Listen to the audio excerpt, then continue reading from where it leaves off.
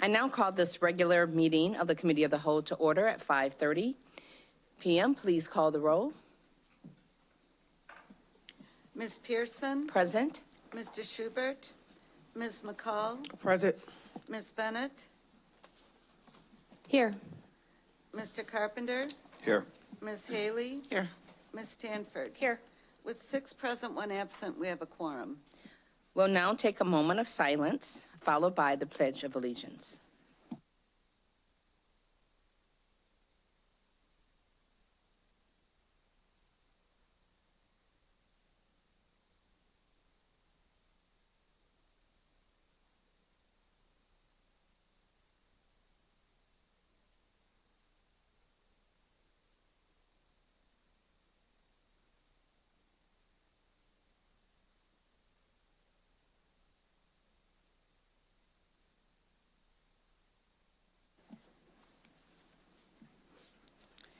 As we start each board meeting, it bears reminding that the mission of Rockford Public Schools is to collaboratively engage all students in an equitable, first-class education for a changing world. I want to thank Ms. Kim Pedersen and Aaron Hill, who are working behind the scenes to produce the board's broadcast via YouTube live stream and Comcast Channel 20. I would also like to welcome Superintendent Student Advisory, Ruth. She has a very long name, and she agreed to be just called Ruth. You definitely didn't want to mess her name up. And Ruth is from Auburn High School.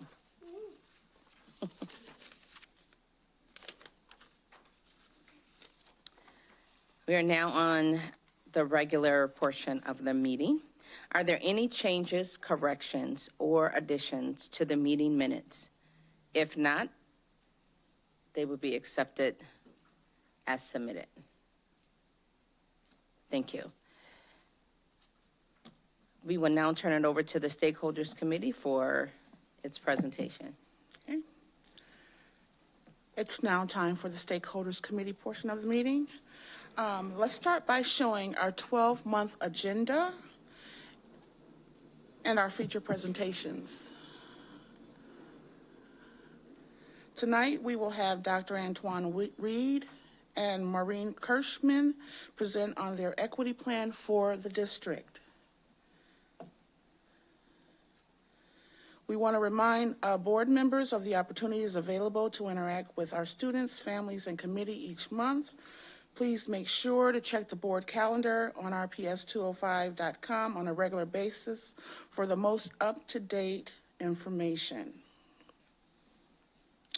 Now, let's look at the good things that are happening in the district.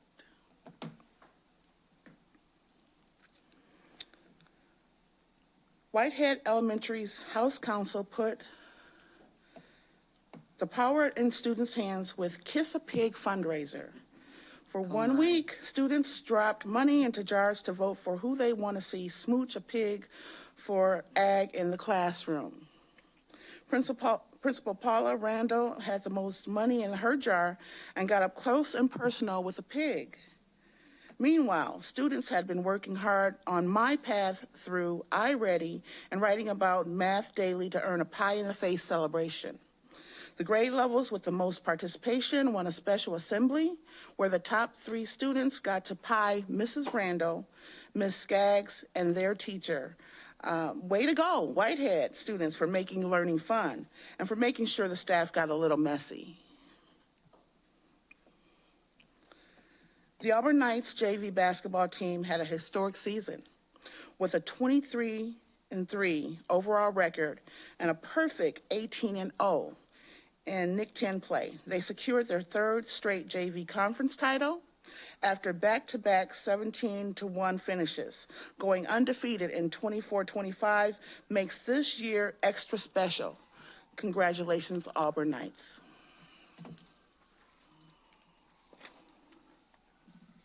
Next, we want to congratulate the 2025 REBA champions at Brookview Elementary School, girls, and Froberg Elementary School boys. Special thanks to all of our volunteers that helped build another fun and exciting 4th and 5th grade basketball season.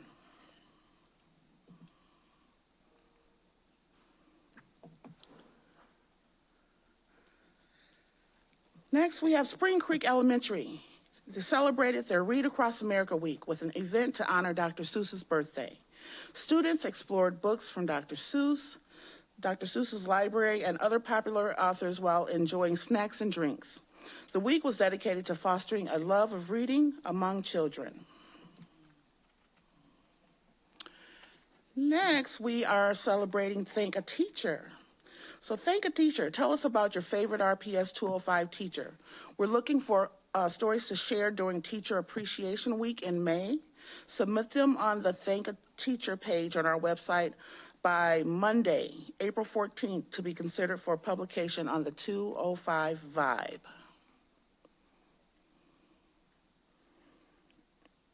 Next up is items of note with our community partners. In February, local high schoolers got a hands-on look at skilled trades at the Northwest Illinois Building Trades Expo. Hosted at the Plumbers and Pipefitters facility, students explored top apprenticeship programs and careers in construction. Rockford Promise opened up its scholarship application period in February. Auburn High School led the way with 90 individual applicants in this year's cycle. A huge shout out to all the students who took a step toward a tuition-free college education. And what an amazing opportunity for our high school seniors. On our 205 Vibe, 7 RPS 205 teachers from 4 schools are the first ever recipients of the Community Foundation of Northern Illinois' Marion L. Bates Endowment for Faculty Enrichment Grants. Read how these educators are using their grants to inspire and innovate. And now it's time for our legislative news.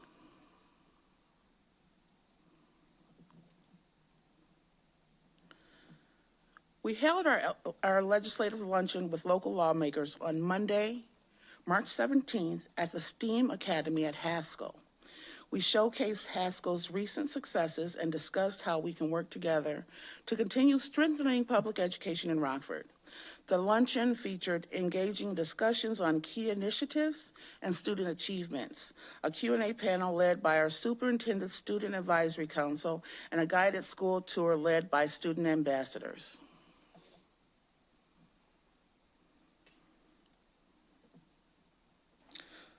The Q&A panel focused on these local, state, and federal level priorities that our board came up with. Dr. Jared, is there anything you would like to add on our legislative priorities? Nothing to add this month, thank you. Okay.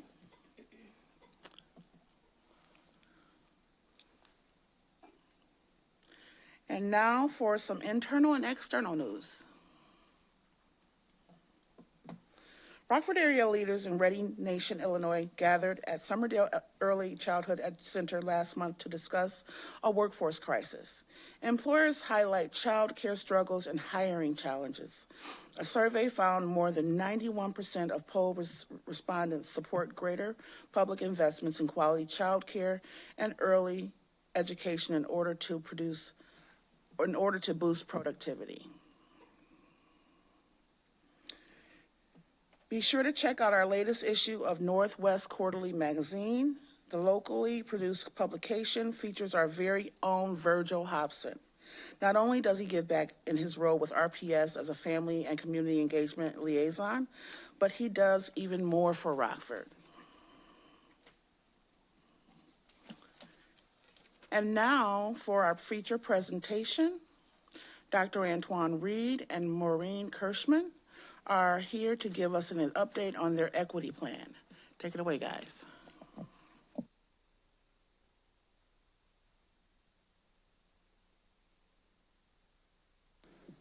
All right, thank you guys for having us. I brought the most awesome people in the world with me.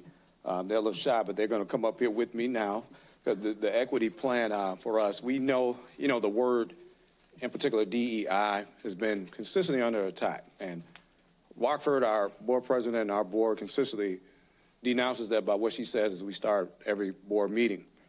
And the reason that this is very important because the people that we see behind us, about 13 schools were able to model how equity is not just the DEI word. You can do what you want with the word, but it's the actual action. Because if we eliminate that action, you do not have inclusive environments. So the opportunity gap that we already see continues to widen. Scholars that are scarcely hesitant to come, they begin to not come more. And our socio-emotional well-being begins to shrink. So we don't want the opportunity gap to continue to widen. We have to do inclusionary work. And these principals that are here and their partners that lead the equity work in the schools are modeling an example of how the equity action takes place. One of the things I would want Rockford to be really proud of is equity is not just a catchphrase for us. It's how we navigate our daily experience for our scholars when they show up to school. So I'm really proud to have the principals here with me from McIntosh. She's going to lead off for me, and Ms. Maureen's going to introduce the next two, but we're going to start off talking about the journey for behaviors and where we were to where we are. You go to the next slide. I'm going to get the click. You want me to get the clicker? Thank you.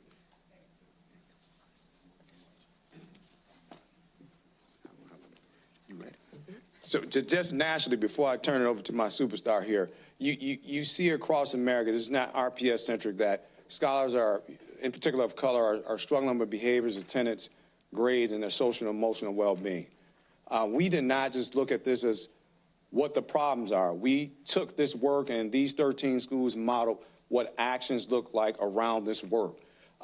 We see that we had a higher suspension rate, lower attendance, and lower performance. But that was the problem. And these scholars behind are going to talk about some of the actions that took place. We did not have professional development that was geared around an equity partnership that continued to just survey. We wanted our equity work to be action, real professional development.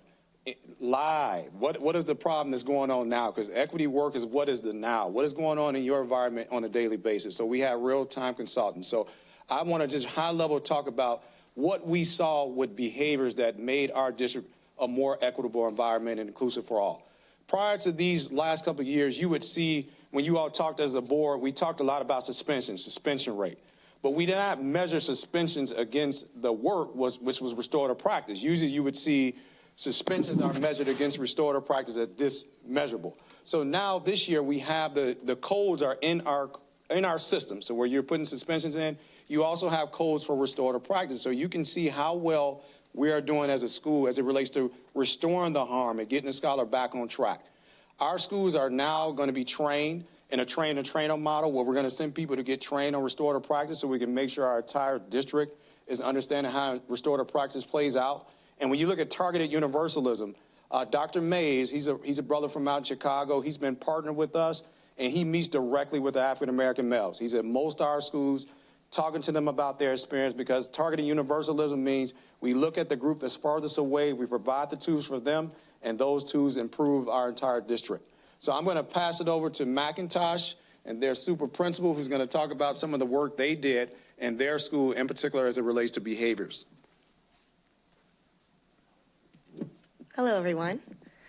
I am Christina Porzell, the assistant principal at McIntosh, and we are excited to be a part of this equity team and share with you how we have incorporated bags this school year.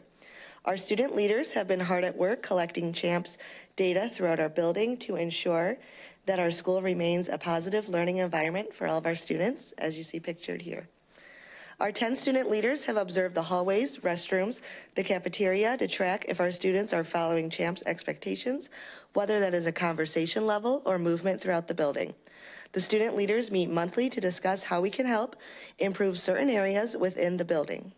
Through our equity program and our bags incentive, we have implemented weekly prizes for behavior and attendance, along with implementing positive referrals and positive phone call home challenges.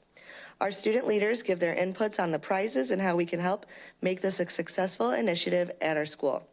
Additionally, we are proud to share that we have partnered with the Mayor's Office and Alignment Rockford to launch a bi-weekly mentorship program for students who have been identified as needing extra supports. I'm happy to report that since September, McIntosh has reduced monthly referrals by 78%. We appreciate and thank you for all of your support. Our student leaders and the BAGS program are not only shaping our school culture, but also ensuring that every student has access to recognition and rewards for their efforts. Thank you. And I just want to say, this is our first year assistant principal, but she hit the ground running. Her principal was already setting that groundwork up. I'm really proud of them because the opposite of behavior management is scholar leadership. And they exemplified that by you seeing that big jump in referrals decreasing, because they understood that you can't just tell me to change my behavior. You got to put me in an opportunity to change that behavior. And I really am proud of what they did at McIntosh. So I'm turning it over to Maureen to talk about her specialty. Hi. So I'm here to give you an update on our attendance plan that we've been working on for this school year. Really excited to bring on 35 attendance specialists this year. One of them is here with us tonight. Ms. Legg is joining us from Froberg to talk about the incredible work that she is doing there this year, along with their building principal, Ms. Ward. And we took a different approach this year, equipping all of the schools with a universal attendance toolkit where they were able to locate resources to be able to use globally across elementary schools, middle schools, and high schools to tailor those resources to fit the needs of their building. That also included, our district policies, state policies, federal policies, the things that we have to follow, templates for letters, postcards, some of the fun incentive ideas that they are, places where they could share and exchange thoughts of what are you doing at your school that I could be using here, because we are a wealth of knowledge within our district. Our schools have such incredible ideas, and we should be sharing those with each other.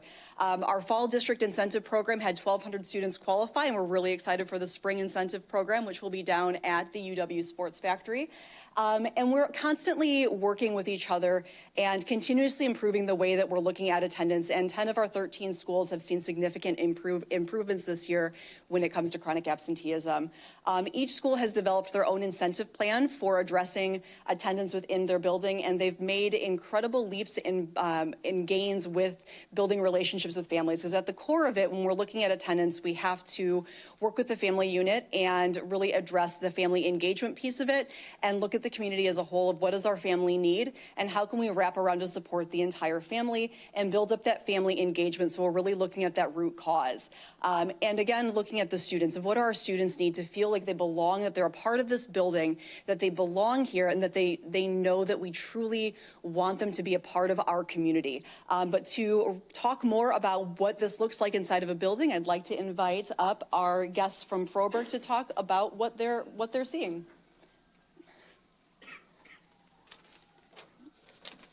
Good evening. My name is Maria Legg, and I'm the attendance specialist at Froberg. My responsibilities include managing our MTSS attendance group and coordinating school-wide attendance initiatives.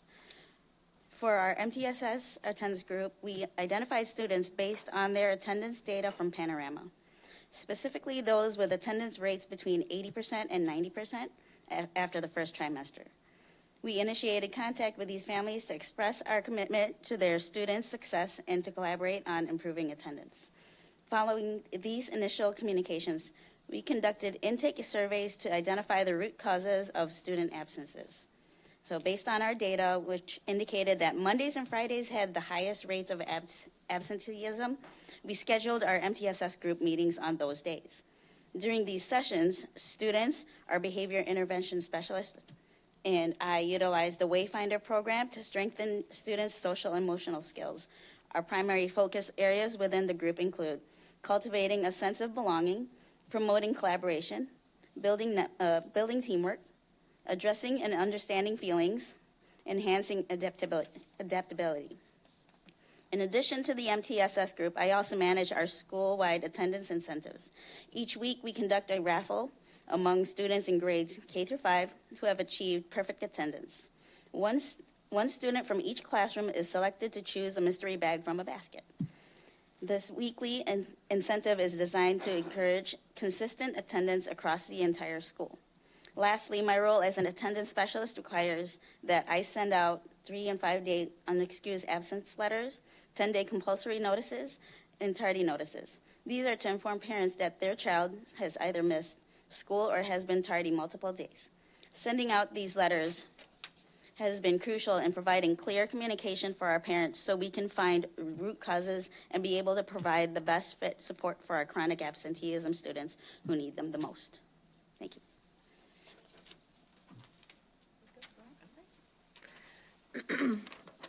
Hello, I'm Kim Ward. I'm the principal at Froberg Elementary School. And I would just like to say, as far as Ms. Legg's work, it's very powerful, these meetings that they have with parents when she sends out her letters and they bring them in and talk with our MTSS team. Those meetings have been very powerful and informative and really enhance the sense of belonging for our families. But I'm here tonight. My assistant principal, Ms. Davis, was supposed to be presenting, but she's homesick, so bear with me, I'm standing in for her. So I am, like I said, the principal at Froberg Elementary School. However, Ms. Davis oversees our BAGS program at the school, along with, along with our MTSS attendance initiatives. One of our SIP goals for this year was to reduce chronic absenteeism from 39% to 34%. We are pleased right now to report that we've made significant progress, currently standing at 35.6%, and we remain dedicated to further reducing the number by the end of this school year. Tonight, I'd like to highlight our monthly incentives within the BAGS program and critical role that our BAGS mentors play in achieving our attendance goals. Students in the 4th and 5th grade, and now for this last trimester, we're including 3rd grade students, have the opportunity to participate in peer-selected monthly incentives. At the beginning of the year, Ms. Davis carefully selected BAGS mentors based on teacher recommendations and demonstrated leadership potential. The mentors assume leadership roles all throughout our building, requiring consistent attendance on their part, and they are empowered to choose their monthly incentive activities. To qualify for these incentives, which are held on the last Friday of each month, students must maintain a 98% attendance rate, have no behavior infractions, and have no more than 2 missing assignments. BAGS mentors utilize weekly trackers to monitor their own attendance and proactively remind other students about the upcoming attendance and the eligibility requirements. And I can say that every day, even when Ms. Davis wasn't there today, the students are checking in, they have folders, they're checking in their progress, they're monitoring their own jobs around the building and responsibility, and they've really bought into this, and they're doing a great job. Additionally, our BAGS mentors engage in bi-weekly meetings with Dr. Zarek Mays, who, by the way, is wonderful, where they have the opportunity to earn separate incentives. Dr. Mays is a mentor to the young men in our building, and he provides them with a space to talk about vulnerable topics with the attempts to help them grow as leaders and enjoy school. The combination of these engaging incentives and the mentorship that is provided by Dr. Mays has proven to be highly effective.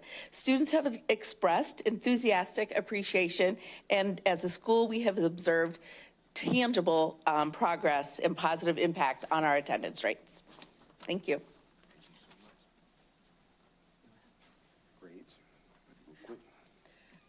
Thank you so much. Next, we're going to dive into our grades, and our guest from Flynn was unable to join us tonight, so Dr. Reed and I will be going through this together. So high level, just where are we now? We've listened a lot to our students, and part of the work that was done was the student listening sessions, where the instructional council used the data that came out of that to pivot the grading practice and change over for second semester, and that was done from the student input and from the student voice. And the work that is going to continue happening with the instructional council that will continue long-term to have a long-term shift to our grading reform. At the school level, they are continuing to explore instructional strategies to help teachers plan inside of the classroom to reach the needs of each of their students, and Dr. Reed will be talking a little bit more about what that looks like. And then again, looking at the student voice and really listening, not just holding listening sessions, but taking what we're hearing from our students and doing actionable items with what we're getting back from our kids, and having the student discourse as part of our academic return on investment study for mathematics. Yeah, and I would just piggyback for Flynn. They really had a focus called ICON, Inspiring Change and Overcoming Negativity. They look at resolving conflict peacefully. They apply the knowledge that they learn in these programs to their classes. They use that same energy towards math. They have advisory, so they do a really good job of making sure that the things they learn in class, they can apply to real life. I think that's the biggest thing I see there. Everything they're trying to learn, they're trying to use that space to make sure they can implement it on a daily basis. So I'm going to move on to our last but not least, As I know Wes says they're the best. They're coming up. We're going to talk a little bit quickly about social emotional. One of the things that we really did great with was having the Wayfinder curriculum. It's a Tier 1 curriculum that provides tools for social emotional well-being. It gives scholars a chance to be reflective and talk about their experience. That we need a lot more of that. And our schools have been creating calm rooms for not only their students and their scholars, but for their staff, because staff are a part of the community. And our scholars can also know how to get help in a crisis situation. They have a card that they know how to get things done quickly. So we're going to be a lot more effective focusing there, but I'm going to let Wes talk about some of the things they're doing as it relates to social emotional well-being. Good afternoon, or evening, I should say. I'm Rags. I'm the 8th grade administrator at West Middle School. And I was really excited to be a part of the program. At first, there were a lot of doubts, and I was just excited to be a part of changing minds.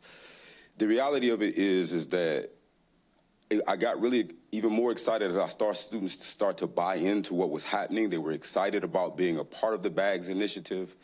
And they would ask, hey, you know, how come I'm not in it? Why I'm not in it? That let me know that there was some level of engagement. I had parents that were calling me and emailing me. Even on Friday night, one time I got a call at 9 o'clock. I'm like, on a Friday. So I understood that, hey, this is having some impact. But one of the things from the social emotional lens I wanted to ensure is that we were making connections with kids. And so we set out to help kids establish their social identity through what we call our student peer leaders group. And in that group, that's a collection of our students who come through the bags, and they're assigned various different roles. In those roles, they have certain tasks that may consist of something as simple as being an administrator assistant. We have one gentleman who's the technology guy, so if anything, someone needs some support with technology and the staff's not available, that person shows up. We have an AV guy that shows on. We have a culture team that goes up and puts up flyers. In addition to those things, we just constantly rolling out different things. We also have a student court that deals with Tier 1 infractions. That's every Friday, second hour. You're welcome to stop by and see it. Those kids are really hard on each other, too. I'm like, whoa. So the kid has an option. The kid has an infraction. They have an option to see an administrator, or they can take it as be amongst their peers. And they're starting to see that the peers is not as easy. And we've done quite other things. We have a safety team. The safety team are a group of kids that operate kind of like spies, and they observe things. And through the safety team, we were able to confiscate at least about 9 pieces of contraband that don't belong in schools throughout the school year.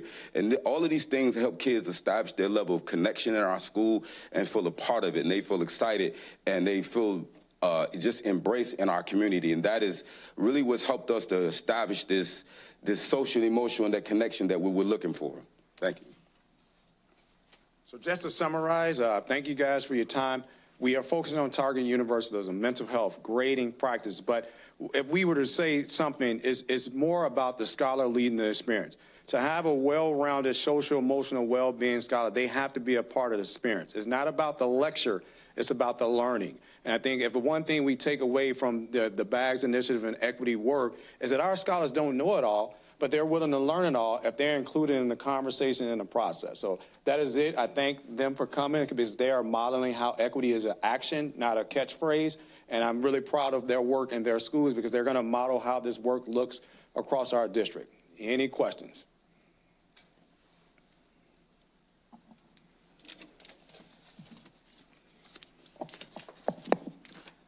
Ms. Pearson? Yes, I just have a quick question. In regards to the toolkit, so there is a point for mental health resources and social emotional support protocols. Can you give me some examples of what that represent or include? Yeah, so a lot of times a scholar needs to know what to do when you need help quickly. So they have a card, and on that card, it can tell you exactly what to do when.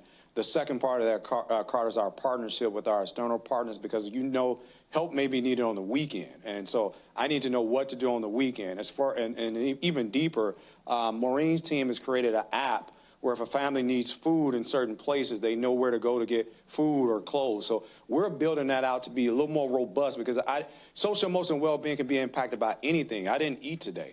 I didn't get a good sleep. we had to extend our breakfast because sometimes a scholar would come in late, and they told us, hey, look, we're not getting breakfast because it's cutting off, so now breakfast goes all the way to lunch. So those things came from a scholar reaching out to say, hey, look, my point person, this is an issue. I may get here late because my mom can't get me here. I need breakfast. So that person knew who to contact in their building, and they got that help. And now I think that's at West, that the breakfast is extended all the way to lunch, so kids eat throughout that day because we don't penalize a scholar for showing up late. That can impact your social and emotional well-being. You didn't eat and you got to go straight to class. We are mindful of things that little to things that big, that something happened in my house. How do I reach out to for help on the weekend? Thank you. And what is the name of the app again? Actually, what we created, we created cards with the QR code on them, and the QR code links back to our district resource guide that we've created. It's on the public website, and it's been up for quite a while. We update it annually in the summertime. We actually call every single organization on there and talk to a person to make sure that the information is updated, because websites are not frequently updated. And so we've committed to every single summer we do this. This information, these cards have been translated they're in English, Swahili, and Spanish. We are working on getting them translated into more languages, which includes the QR code is scanned. The resource guide is also translated into those languages as well, making sure that we have them available in our top 3 languages. Arabic is the one that we're working on right now currently, but we didn't want to wait until every language is finished before rolling it out. So we wanted to at least get out there what we could. So on the front of it, it's a QR code with the 988 number immediately available, and that's translated as well. And then on the back of it, there's a place for the school to write their school name, and then lines for the people to write their contact information as well, so the family knows who in the building they can reach out to or who else they can contact if they need additional support. And that QR code have been in effect These came out about 2 weeks ago. Okay. So it is brand new. Okay. Yeah. All right. Yeah. Thank you very much. Thank you. Ms. Stanford? So will we be rolling it out to more schools next year? Yes, these are our pilot schools to make sure we bump our head, learn from mistakes, how quick we can do things. We pilot in everything that we can to make sure that by the end of this year, we have a clear cadence of how bags can look in every school, because every school may have a different need. But yes, that is the plan.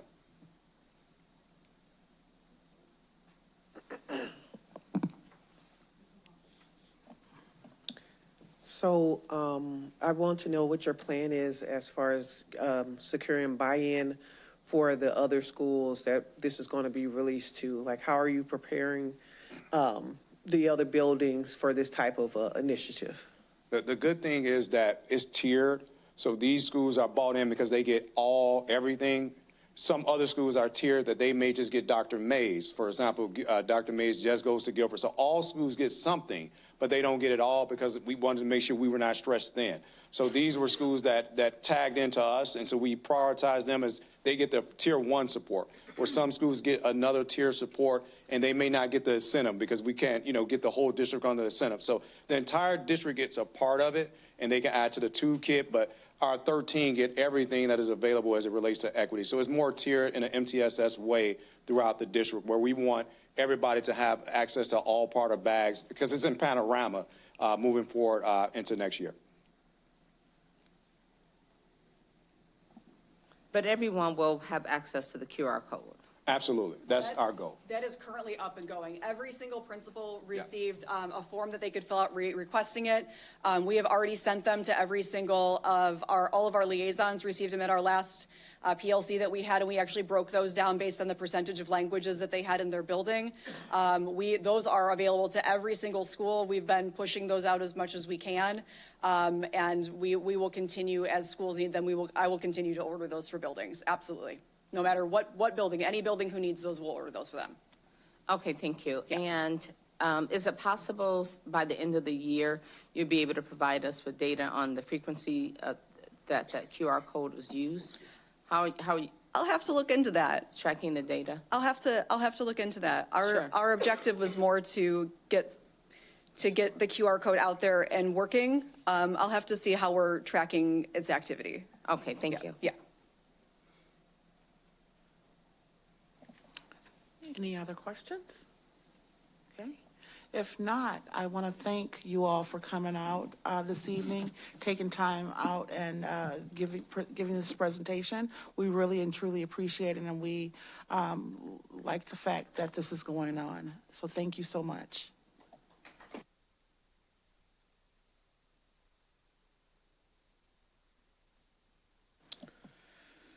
Next, we have board reflections. Do any board members have anything to share regarding any school events you've attended or any interactions you've had in the community?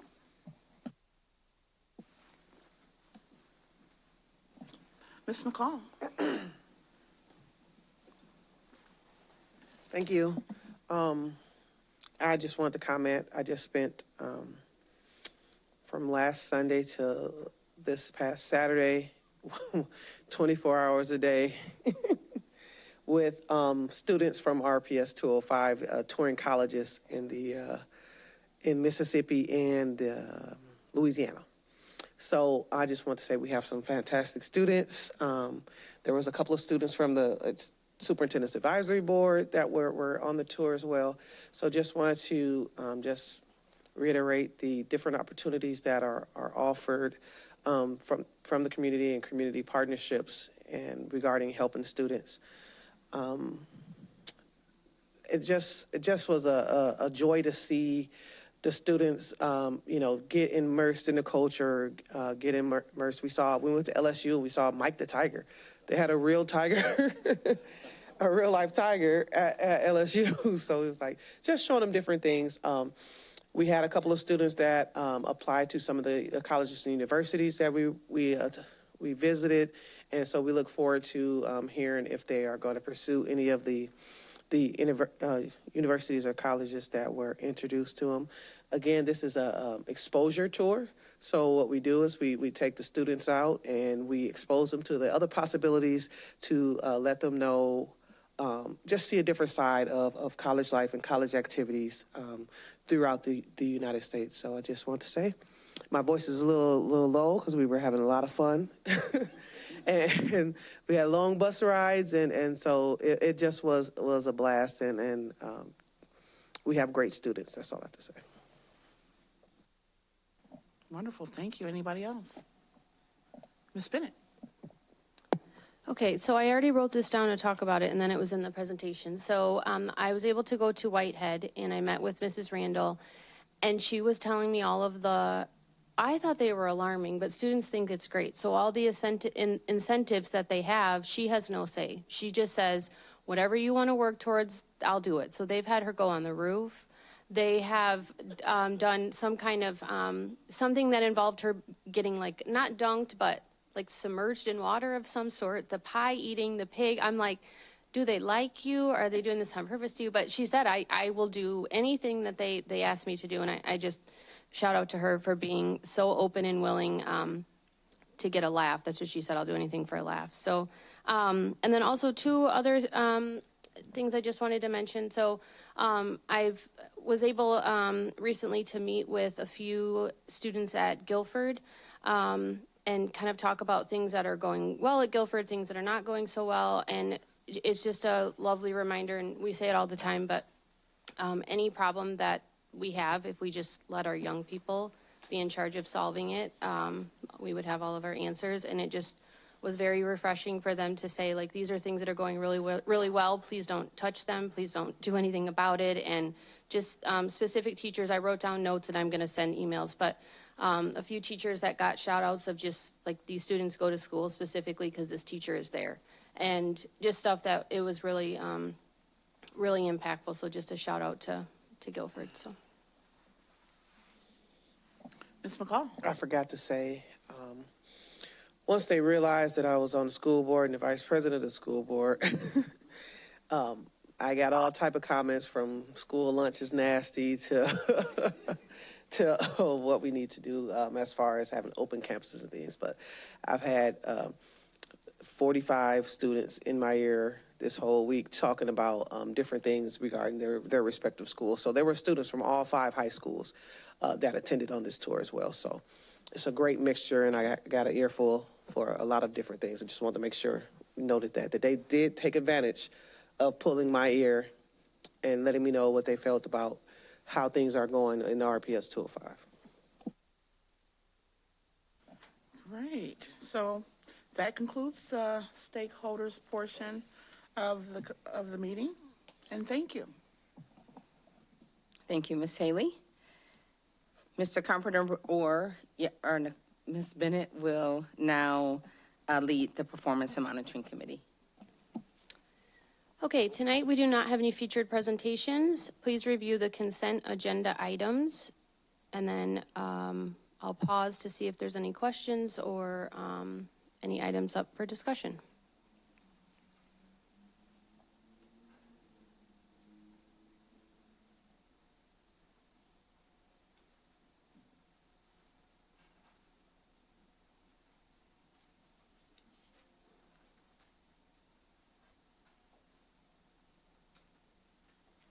Going once, going twice.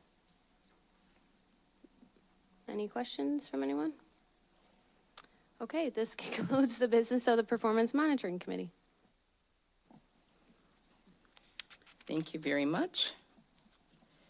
Ms. McCall will now lead Planning and Development Committee.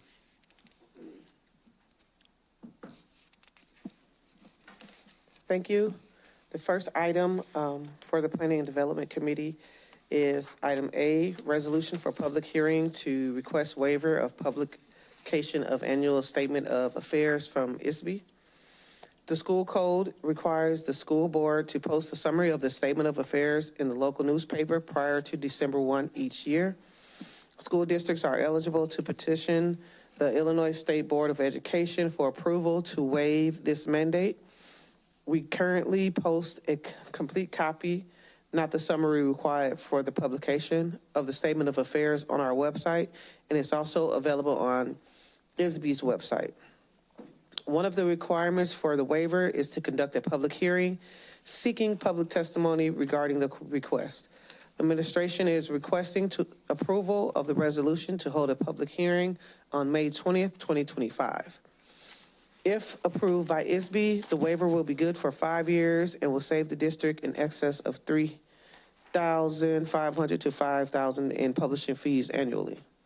Are there any questions on the petition to request a waiver of publications of the annual statement of affairs for Mr. Brown? Madam President? Sorry, it was left on. Okay.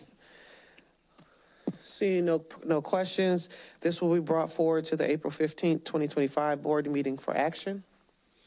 We have item B, the FCC Cybersecurity Pilot Award Acceptance.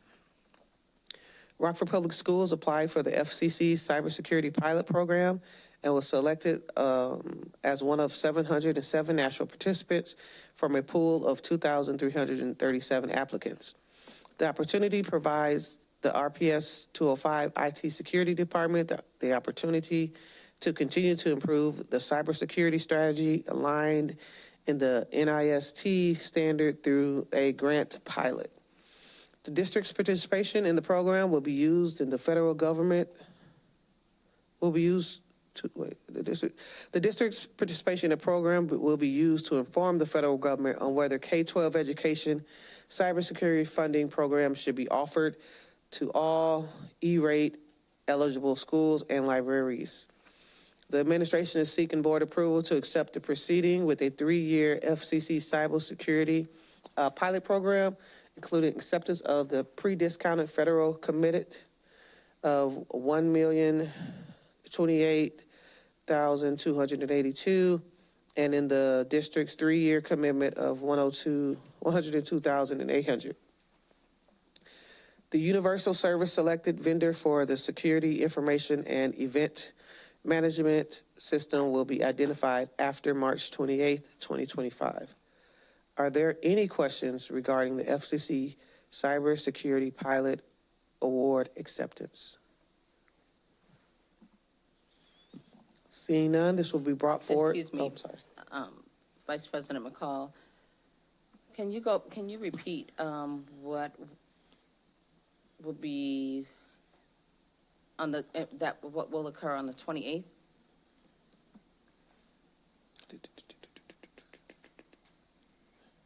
The Universal Services selected vendor for the security information and event management system will be identified after March 28th. Okay, so it won't be on the next board meeting? No, the only thing that it will be on the, will be brought forward to the April 15th board meeting for action is regarding the FCC Cybersecurity Pilot Award acceptance. Okay, thank you. Mr. Carpenter? Thank you. I was just going to mention that when several of us went to the COSBA conference in Washington, D.C. in September, we heard from the FCC chair, and he encouraged all districts to apply for this. And I sent that message on, and we were already working on the application. So, but I was happy that we, followed up on that and were awarded that. It was, I think it was competitive, and it's a good thing for the district. So, thanks to everyone who worked on that. Any other questions? Okay, thank you. This will be brought forward to the April 15th, 2025 board meeting for action. Item C, TMMS donation, flight simulator.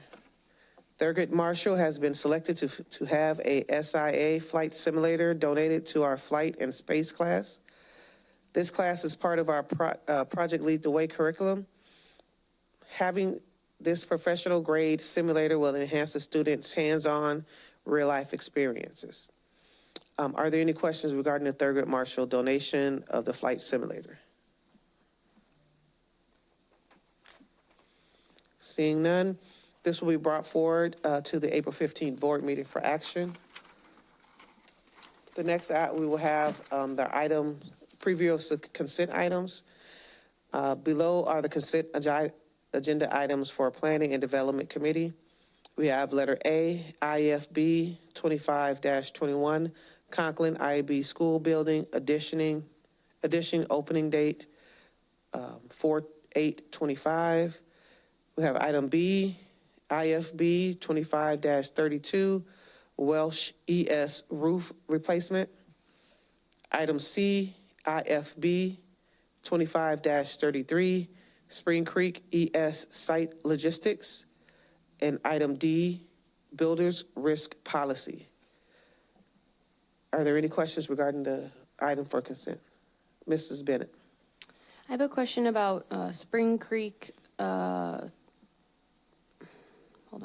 Spring Creek ES site logistics. Does this include parking lot renovations, or is this something separate? So this is an addition of a small parking lot at Spring Creek, but really what it's meant to address is the inflow and outflow of traffic into Spring Creek. We currently have 2 lanes, a lane in and a lane out. And because of the amount of traffic on Spring Creek and the light there, the city of Rockford would not lengthen the amount of time that light could be red and allowing people to come out. So we're actually going from 2 lanes to 4 lanes. So you'll have a lane in, 2 left-hand turning lanes out, so you can go east along with a right turn lane. So we really expect the flow of traffic to be much better than it has been over the past few years.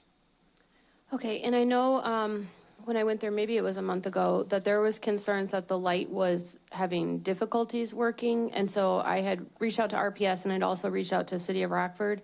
Does anybody know if the light is working better? That just triggered Ms. Bennett, that's the first I've heard about the light not working correctly, Okay. but I will reach out to the city tomorrow morning and get an update on that.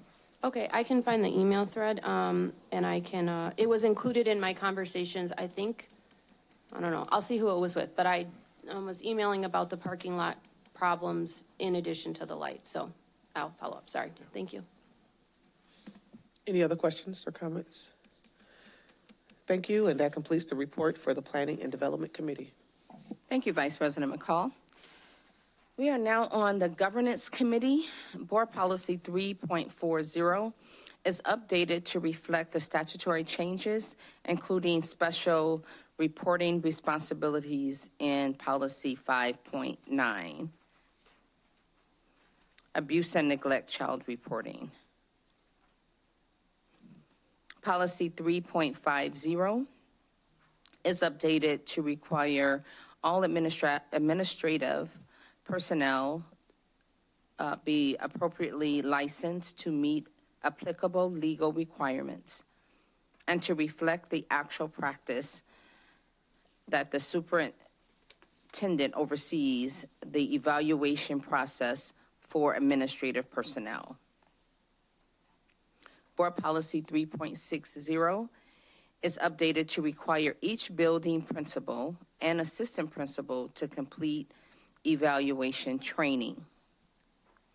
Board Policy 7.150 is revised to indicate absent a court order. School officials cannot provide educational records or access to a student to any law enforcement entity, including but not limited to the Immigration Customs Enforcement. Are there any comments or questions about the proposed policy changes? Next, we will review the remaining section of 300, the section of 300 policies. These cover general school administrations. There is a couple that there was questions on. One moment, please.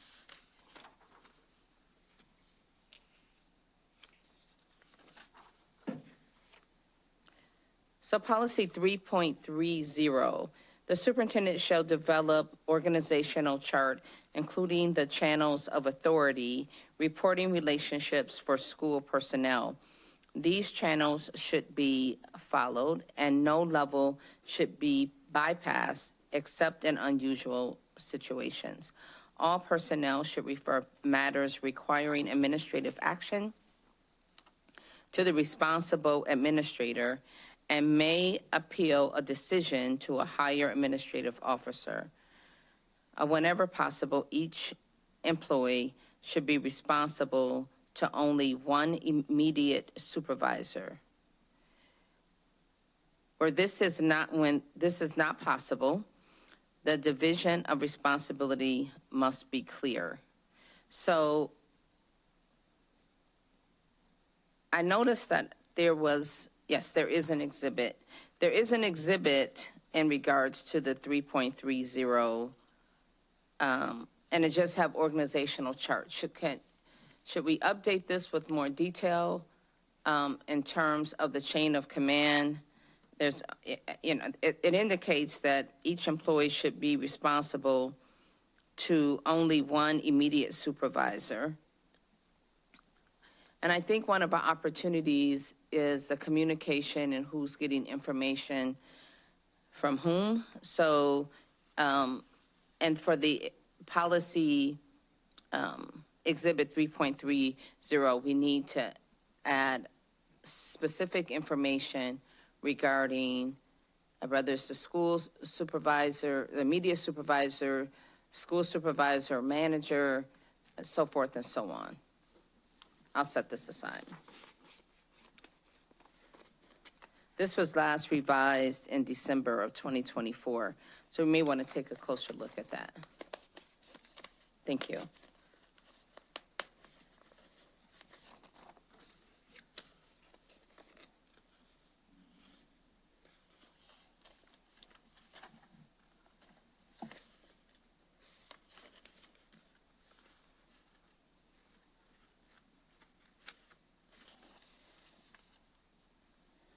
And policy 3.70, secession of authority. The superintendent is temporarily, if the superintendent is temporarily absent, the secession of authority and responsibility of the position shall follow a secession plan developed by the superintendent and approved by the Board of Education. The building principal is temporarily, if the building principal is temporarily absent, the secession of authority and responsibility of the position shall follow secession plan to develop plan developed by the building principal and approved by the superintendent. If an administrator is temporarily absent, the succession of authority and responsibility of the position shall follow a succession plan developed by the administrator and approved by the superintendent or building principal. Succession plans shall be updated and approved annually.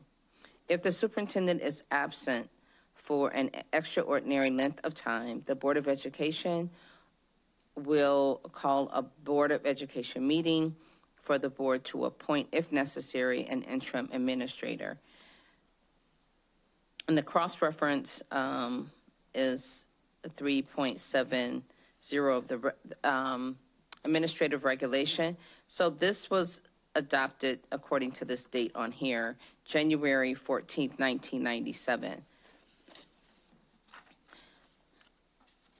So this, it would be worth taking a closer look at as well to be more specific in the details regarding successions, please.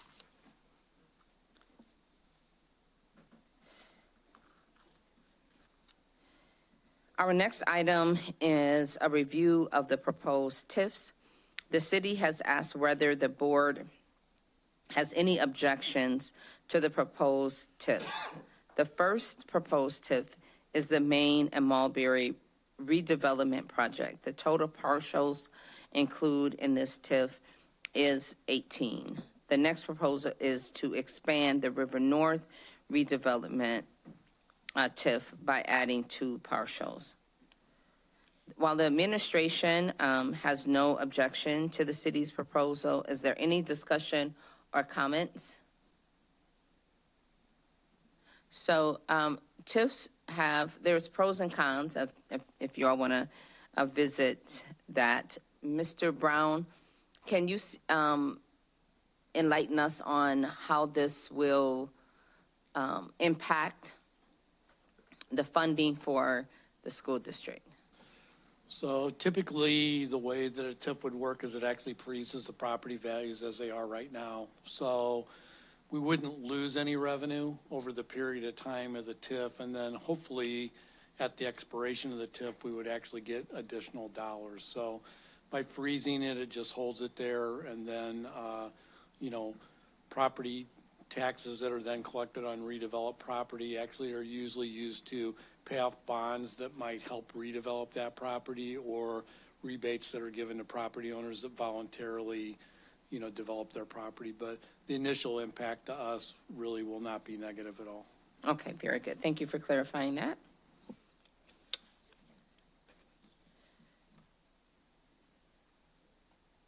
Finally, Dr. Jarrett took us by surprise with his news. We wish to congratulate him and thank him for his years of service. We now embark on finding the next superintendent. So if you all may have, and by the way, 12 years is a long time to deal with what faces the I almost said jurisdiction. I had a flashback in church, but on a school district. And no doubt the task is not always easy. There's very high expectations of the superintendent. And I really want Superintendent Jarrett to know that the years that he served is appreciated. And the changes that he's made, personal contributions that he made towards the success of our students should not go unnoticed, and we want him to know that that is very much appreciated. I had an opportunity while I was in Atlanta attending the CASBA conference to attend superintendent search. I mentioned some board meetings ago that there was a webinar on IASB website that the board members could review to have a better understanding of what that process looked like. So we have a benefit of superintendent search through IASB. It comes with our membership, as I forestated. and also gives us the benefit of NASS, the National Affiliation Superintendent Search. So there is a process, and we will have Carmen Alea visit us. She has sent a contract. I've communicated that with everyone. Again, it's a process. We will have a presentation that will walk us through the entire process. The board will be able to ask many questions, and after that, we'll vote on this contract and start the process. And in it, from the interview process, the search, the community engagement, and the whole 9 yards. So that presentation will happen at the next board meeting. And so I encourage board members to ask plenty of questions. We will have a training. There was a search completed for Dr. Sheffield, but there was not a search when Superintendent Aaron Jarrett started with us. So this is a new experience for this board, and it is, in my networking at the CASBA conference, they have many of the districts have very positive words to say in regards to their association assisting them. And it is not, it is worth having a broad search, and we'll ask more questions at the next board meeting, and we'll prepare, ourselves to prepare ourselves for the change and the transition, and be confident that we will land on another good superintendent to carry the mantle on for RPS 205. Are there any questions? Mr. Carpenter? Did you say when this presentation is going to be? It's going to be at our next board meeting. At our regular meeting in 2 weeks? At our regular meeting. And are you anticipating voting on the contract that day? Yes. Any other questions? Ms. Bennett? Mine is a statement-ish, but I saw in the contract that, so when I went to the training in the fall about executive search, they said that there's kind of a, like a stock contract, and then different things, different districts, depending on your size, your needs, all those things you can add. One of which would be listening sessions or community level input. I've had several constituents reach out and, really wanting to just voice their interest in being a part of any discussions that they can. Like Dr. Jarrett has many relationships across the community, and people feel very strongly that, they have a good relationship with him, they have a good partnership with the district, and any way that they can help, they would really like to do that. So I just voiced my support of doing listening sessions with staff, listening sessions with community members to make sure, students too, but make sure that not just our voices are represented, but the community at large. Absolutely, and that is actually about actually a part of the process. In the information that I sent you all, it's like a step-by-step. You didn't get the if you didn't get it, I can resend it. No, I did. I just, from what I understand from the search in the fall, they said that there are things that you can add on or things that districts take off. And this would be something that's an additional charge based on the base package. So correct. I was just saying that I would be in support of adding this as an agenda item, because it's my understanding the contract would be up for vote later. So I wanted to voice my concern. I wanted absolutely. to add that on. Yeah, and we definitely will add it on, and we will definitely include both internal and external stakeholders. Any other questions?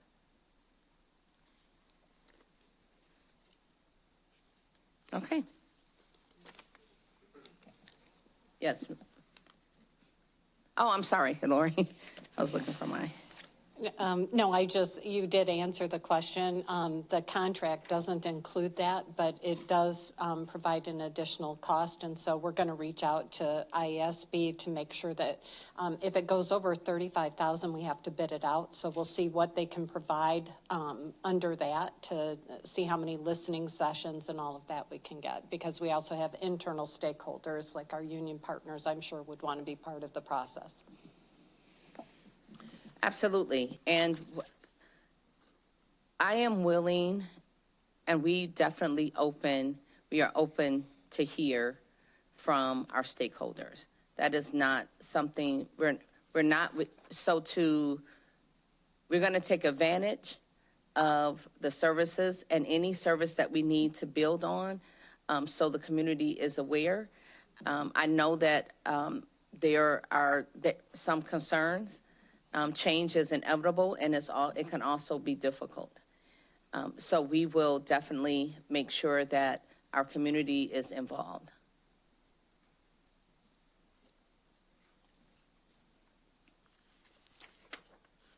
Any other questions or comments?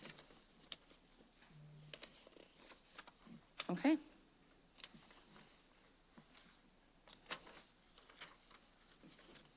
Bear with me one moment.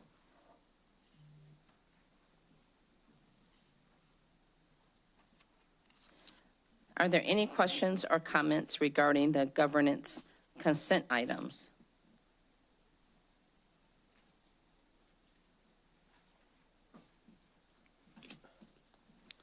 If not, we are now at the petition communication portion of our meeting, and we don't have any.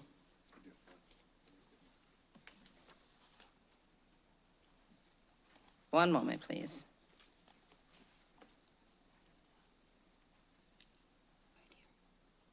Yes, we do.